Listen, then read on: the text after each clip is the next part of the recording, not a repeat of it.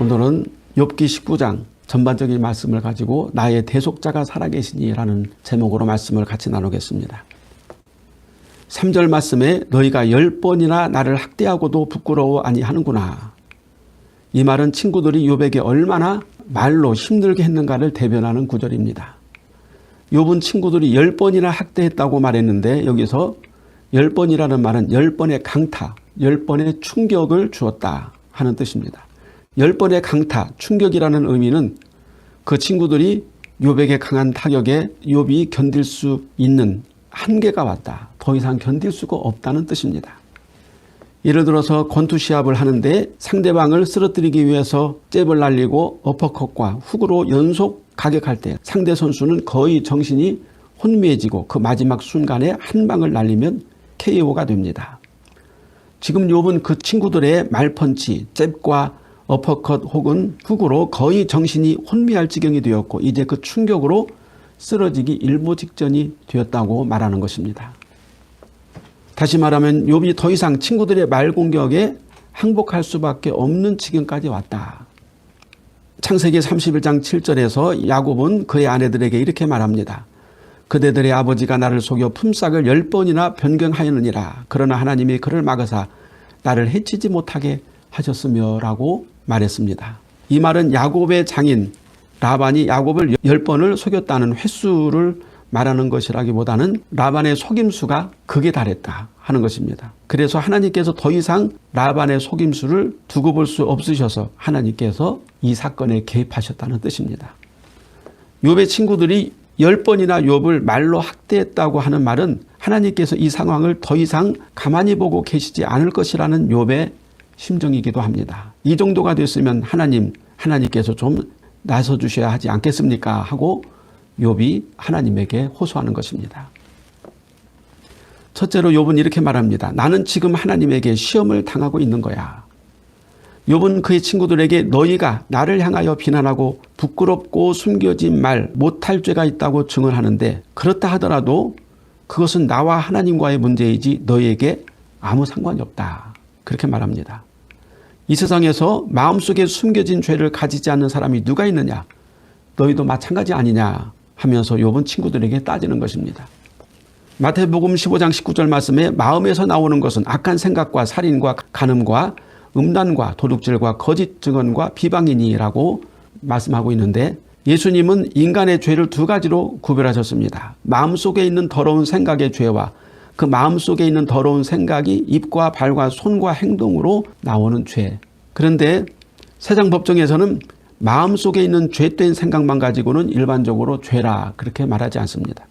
그 악한 생각이 행동으로 나타났을 때 죄가 되고 그 죄의 형벌을 받게 되는 것입니다. 그러나 예수님은 마음속에 숨긴 죄와 나타나는 악행은 서로 깊은 연관이 있다. 그래서 마음속에 있는 생각도 죄가 된다고 말씀하시는 것입니다. 욥은 그의 친구들이 공격을 받으면서 처음에는 나는 결백해, 나는 죄가 없다고 주장했습니다. 그러나 반복되는 친구들의 공격에 자신도 온전하지 못하고 허물이 있다는 사실을 실상 인정했지만 그 허물들은 세상의 법정에서 비난을 받을 만한 너희들에게 비난받고 공격받을 만한 그런 죄는 아니다. 이렇게 말하고 있는 것입니다. 그러면서 이 모든 재앙들은 하나님의 기획이며 하나님이 자신을 그물에 가두었다. 이렇게 또 말하고 있어요. 6절 말씀에 하나님이 나를 억울하게 하시고 자기 그물로 나를 에워싸신 줄을 알아야 할지니라. 욥은 자신이 당한 모든 재앙들은 다 하나님이 자기를 넘어뜨리기 위해서 하신 일이고 그것이 바로 덫이라고 말하고 있습니다. 그런데 이러한 생각은 그 당시 근동에서 그 당시 모든 사람들이 일반적으로 생각하는 재앙론입니다. 예를 들면 문둥병에 걸리면 그 사람이 신을 노하겠다. 그래서 저주를 받았다. 또는 재난이 오면 신이 노해서 이와 같이 벌을 내리신다. 이런 식으로 세속적인 신관을 가지고 있었습니다. 7절부터 욥은 하나님을 향해 원망합니다. 내가 폭행을 당한다고 부르짖어도 응답이 없고 도움도 없고 하나님이 정의로운 판단을 내려주지 않으신다. 내 길을 막아 지나가지 못하게 하시고 나의 영광을 거두어 가시고 나를 향해 진노하시며 원수같이 보시는구나. 하나님의 군대가 일제히 나와서 길을 도두고 토성을 쌓고 내 장막을 둘러 진쳤구나. 공성태로 성문을 부수는구나. 이렇게 말하는 것입니다. 에스겔서에 보면 바벨론이 쳐들어와서 예루살렘을 함락시키기 위해 토성을 쌓고 공성퇴로 성문을 부수고 들어와 예루살렘을 파괴할 것이라고 예언의 말씀을 전했습니다. 욥은 마치 하나님의 군대가 자신과 자신의 자녀들과 기업을 완전히 파멸케 하려고 공격하고 때려 부순다고 그렇게 말하고 있는 것입니다. 9절에 나의 영광을 거두어가시며 라는 구절을 직역하면 하나님이 나로부터 나의 영광을 발가벗기셨다라고 말할 수 있어요. 하나님께서 욥의 영광을 발가벗기셨다는 말은 욥의 부귀영화, 명예, 권세 등 세상적으로 누리는 복락을 순식간에 하나님이 다 빼앗아 버리고 거두어 가셨다는 그런 뜻을 매우 원색적으로 발가벗기셨다 이렇게 표현한다고 볼 수가 있습니다.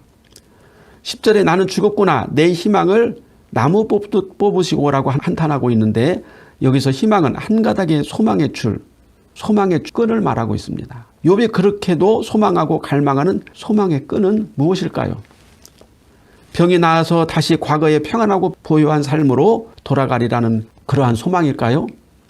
세상 욥에게 그러한 육체적인 소망은 별 의미가 없습니다. 왜냐하면 다시 회복된다고 해도 언젠가는 다시 육체가 병이 들고 쇠해지고 몸은 시들고 죽어 썩어서 흙으로 돌아가기 때문입니다. 욥은 이 엄청난 재앙을 통해서 인간이 결국 흙으로 돌아갈 수밖에 없다는 사실을 처절하게 깨닫게 되었습니다. 욥은 육체 회복은 마치 일회용 반창고와 같아서 임시 처방일 뿐이라는 사실을 이 고난과 재앙을 통해서 처절하게 깨닫게 되었던 것입니다. 우리가 몸에 병이 걸렸지만 회복하여 건강을 되찾으면 얼마나 기쁩니까? 얼마나 행복합니까? 그러나 그렇다 하더라도 언젠가는 다시 건강이 무너지고 병약해질 것이라는 사실을 아무도 부인하지 못합니다. 육체적 건강은 매우 일시적일 뿐이기 때문입니다. 그래서 우리 그리스도인들은 육체의 강건함을 넘어서 영적 강건함, 영혼의 회복과 생명을 간절히 갈망하는 것입니다. 욥도 역시 마찬가지였습니다. 히브리서 6장 19절 말씀에 우리가 이 소망을 가지고 있는 것은 영혼의 닭 같아서 튼튼하고 견고하여 휘장 안에 들어가나니. 히브리서 기자는 우리가 열망하는 완전한 소망은 영혼의 닻인데 그 영혼의 닻은 죽으시고 부활하시고 성소의 휘장을 찢으시고 하나님의 영광으로 들어가신 우리 주 예수 그리스도에 대한 믿음이다. 이렇게 이제 말하고 있습니다. 욥은 하나님을 만나고 싶고 하나님에게 응답을 듣고 싶은 것이지 단지 육체적인 회복과 안녕을 갈망하는 것이 아니다. 이렇게 말하고 있습니다. 그러나 욥은 아직 하나님과 자신을 이어줄 중보자를 만나지 못했기 때문에 나는 죽었구나, 나의 희망이 나무가 뿌리채 뽑히듯이 되었구나 하고 절망을 호소하는 것입니다. 둘째, 욥은 하나님이 육체적으로 자신을 버렸다고 호소합니다. 13절에서 19절까지는 욥의 아내와 형제들 그리고 친척들과 욥의 집에서 일했던 남종 여종들 어린아이까지도 자신을 조롱하며 업신여기고 있다고 호소하고 있습니다. 17절에 내 허리의 자식들도 나를 가련하게 여기는구나 라고 말했는데 이 구절은 비록 내가 나의 몸에서 나온 아이들을 구실로 간청했지만 나의 아내는 나의 숨소리조차 낯설게 여겼다. 즉 외면했다. 그러니까 욥이 그 아내에게 우리 자식들, 죽은 자식들을 생각해서라도 떠나지 말아줘 그렇게 말했는데 그 혈육의 정으로도 아내의 연민과 동정을 받지 못했다고 호소하고 있는 것입니다. 뿐만 아니라 18절에는 어린아이들까지도 나를 업신여기고 내가 일어나면 나를 조롱하는구나 라고 한탄하고 있습니다. 여기서 어린아이는 갓난아기, 젖먹이, 작은 아이를 가리킵니다. 과거에 우리나라가 못 살았을 적에 거지가 종종 지나가는 것을 보았습니다. 거지가 길거리에 지나가면 아이들이 돌을 던지면서 막 놀렸던 기억이 납니다. 아마도 그 당시에 욥이 온몸에 악창이 나고 거지꼴로 거적대기를 뒤집어 쓰고 누워있는 것을 보고 동네 어린아이들이 막 놀려댔을 것입니다. 욥이 부리던 종들까지 욥을 업신여기며 멸시했다고 욥은 한탄하고 있습니다. 이것은 온 세상이 다 나를 버렸는데 이제 하나님까지 나를 돌아보지 아니하시고 버리시는가 하고 욥은 슬퍼하고 있는 것입니다. 19절에 욥의 가장 가까운 사랑하는 사람들이 자신을 돌이켜 원수가 되었다고 한탄합니다. 여기서 사랑하는 사람들은 욥을 위로하기 위해서 먼 길을 달려온 그의 친구들이라고 볼 수가 있어요. 욥이 이렇게 극한의 재앙을 당하기 전에 그들은 절친이었고 우정을 나누는 가장 가까운 친구들이었을 것입니다. 그 친구들은 욥의 아내나 자식들, 형제들, 친척들보다도 더 깊은 우정과 교류를 나누었는데 그 이유는 사상과 철학, 종교, 그 시대의 문제를 의논하고 토론하는 지적, 다시 말하면 소울메이트였기 때문입니다. 과거나 지금도 아내나 자녀들, 가족, 형제들에게 말 못하는 고민을 함께 나누며 인생을 풀어가는 소울메이트들이 있어요. 욥과 그의 친구들의 관계가 그랬다는 것입니다. 그런데 욥이 재앙을 당하자 소울메이트들조차도 욥을 원수처럼 대했다 하는 것입니다. 세 번째로 나를 불쌍히 여겨다오, 나를 불쌍히 여겨다오라고 친구들에게 욥이 호소하고 있습니다. 이제 욥에게 남은 것은 썩어져가는 몸뚱아리뿐이었습니다. 20절에 내 피부와 살이 뼈에 붙었고 남은 것은 겨우 잇몸뿐이로구나. 피골 상접한 얼굴은 새카맣게 변색되었지만 삐쩍 마른 얼굴에 유난히 반짝이는 흰 이가 튀어나와 있는 모습을 이렇게 20절에서 묘사하고 있습니다. 북한의 강제노동 수용소에는 예수 믿다가 걸려서 들어온 성도들이 있다고 합니다. 하루 피죽 한 그릇만 주고 18시간을 노역을 시키는데 그곳에는 삐쩍 마른 사람들이 마치 짐승처럼 몸은 피골이 상접하고 허리는 구부러지고 얼굴은 새카만데 웃으면 이가 앞으로 돌출되어서 유난히 그 이가 반짝인다고 하는 얘기를 들었어요. 욥은 노동을 하지 않았지만 온몸이 악창 질병으로 마치 북한에서 예수 믿다가 잡혀서 정치범 수용소에서 평생 짐승처럼 비참하게 살다간 성도들의 모습과 비슷한 몰골을 하고 있었던 것입니다. 욥은 삐쩍 마르고 얼굴은 헌대로 거슬려 시커멓고 온몸이 뼈골이 다 드러나고 움푹 파인 눈과 뺨 때문에 유난히 이가 돌출되어 반짝이고 피부는 따가워서 햇빛을 받기조차도 고통스러웠다 하는 것입니다. 욥은 이제 그의 친구들에게 나를 불쌍히 여겨달라고 하소연합니다. 하나님이 나를 치셨고 이렇게 발가벗기셨는데 너희들마저 하나님처럼 나에게 적개심을 가지고 괴롭게 하겠느냐 하고 말하는 것입니다. 제발 친구들이여 당신들만이라도 나에게 은혜를 베풀고 나를 위해서 기도해 주면 안 되겠소 하고 말하는 것입니다. 욥은 이제 모든 소망의 끈이 끊어져 버렸고 친구들에게 나를 불쌍히 여겨달라고 2번 반복하여 부탁하며 하나님이 나를 버렸고 하나님이 나를 치셨다고 자포자기를 하고 있습니다. 하나님이 욥을 치시고 욥의 영광을 벗겨버리셨다면 더 이상 소망이 없다는 말입니다. 하나님에게 저주받은 나를 너무 나쁘게 대하지 말고 불쌍히 여기고 은혜를 베풀어 달라고 욥은 이제 친구들에게 연민을 부탁하고 있는 것입니다. 23절 24절 말씀에 보면 나의 말이 곧 기록되었으면 책에 씌어졌으면 철필과 납으로 영원히 돌에 새겨졌으면 좋겠노라.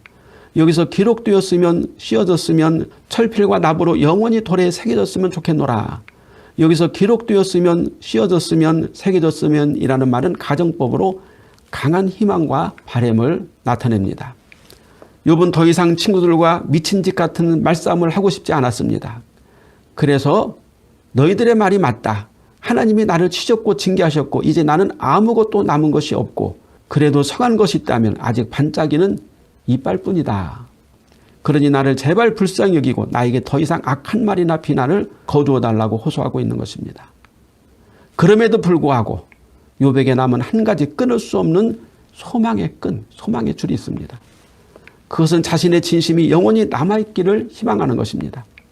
정말 욥에게 진심이 있다면 조금이라도 결백함이 있다면 자신의 진실한 삶, 경건한 삶이 글로 또는 책으로 아니 철필이나 납으로 영원히 돌에 새겨질 수 있다면 지금 죽어도 여한이 없다는 것입니다. 욥은 자기가 망해서 병들어 죽어도 상관없지만 적어도 나의 진심은 영원히 남아있기 바란다 하고 소원하는 것입니다. 여기서 욥이 소망하는 철필로 돌에 새겨질 글은 아마도 욥이 죽어서 하나님 앞에 섰을 때 남길 마지막 유언이었을 것입니다. 아마도 우리가 모든 사람들이 죽는데 죽은 후에 우리 묘비에 새겨질 글일 것입니다. 만일 우리가 죽는다면 우리는 어떤 글을 남기고 하나님 앞에 갈 것인가? 이것이 문제이죠.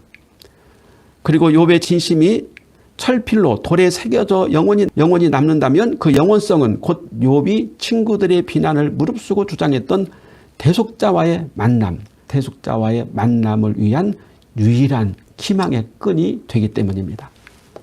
욥은 자신의 진심의 영원성과 하나님의 영원성을 이어주는 다리로서 대속자를 고대하고 있는 것입니다. 나의 그 알량한 진심과 하나님의 마음을 이어주는 대속자, 그 대속자가 어디 있을까? 다시 말하면 우리 죄인들의 진심이 하나님과 만나기 위해서 오작교 역할을 해주시는 분이 있습니다. 그분이 누구일까요? 우리의 대속자 예수 그리스도시라는 뜻입니다. 우리가 우리의 죄를 고백하고 예수를 나의 주 그리스도로 영접하여 죄 씻음을 받는 것은 우리 죄인들이 이 세상에서 남길 수 있는 유일한 진심이며 유일한 결백입니다. 원래 우리 인간들에게 진심이라는 것은, 결백이라는 것은 아예 없습니다. 에베소서 2장 3절에 전에는 우리도 다 그 가운데서 우리 육체의 욕심을 따라 지내며 육체와 마음에 원하는 것을 하여 다른 이들과 같이 본질상 진노의 자녀였더니, 진노의 자녀예요. 선한 것이 하나도 없는 완전히 타락한 인생입니다. 이것이 인간의 완전 타락입니다. 그러나 우리 죄인에게도 진심, 결백이 가능하다면 그것은 오직 예수를 나의 주로 믿고 성령으로 거듭나는 것입니다. 예수 믿음으로 거듭난 자는 영원한 생명책에 그 이름이 기록될 것입니다. 이 거듭남이 우리가 이 세상에서 가질 수 있는 유일한 진심이며 유일한 결백이 되어지는 것입니다. 욥은 그 유일한 진심, 결백을 위해서 대속자 예수 그리스도를 간절히 바라고 있는 것입니다. 25절, 26절에 내가 알기에는 나의 대속자가 살아계시니 마침내 그가 땅 위에 서실 것이라. 내 가죽이 벗김을 당한 뒤에도 내가 육체 밖에서 하나님을 보리라. 여기서 내가 알기로는 이라는 말은 내가 믿기로는, 내가 확신하기로는 이라고 바꿀 수가 있습니다. 욥은 대속자가 살아계시고 그를 뵐 것이고 육체 밖에서 하나님을 보리라는 확신을 가지고 있었다는 것입니다. 욥은 육체가 썩어가는 그 길목에서 이렇게 고백하고 있습니다. 나의 대속자 하나님의 제 인격이신 예수 그리스도가 살아계셔서 이 세상에 오실 것이고 예수 그리스도를 육신으로 볼 수는 없지만 내가 죽어서 하나님 보좌 옆에 계신 대속자를 분명히 보게 될 것이다. 내가 그를 보리니 내 눈으로 그를 보기를 낯선 사람처럼 하지 않을 것이라. 내 마음이 초조하구나. 고린도전서 13장 12절 말씀에 그때는 얼굴과 얼굴을 대하여 볼 것이요 지금은 내가 부분적으로 아나 그때는 주께서 나를 아신 것 같이 내가 온전히 알리라고 사도 바울이 고백하고 있습니다. 아마도 욥은 육체가 죽어서 하나님 앞에 선다면 그때는 명백하게 뚜렷하게 나의 대속자 예수 그리스도를 배울 것이며 그때는 주님이 내 마음을 온전히 알아주시고 또 나도 주님을 온전히 알게 될 것입니다. 이와 같이 사도 바울이 고백한 고린도전서 13장 12절 말씀을 욥의 신앙 고백으로 고백하고 있는 것입니다.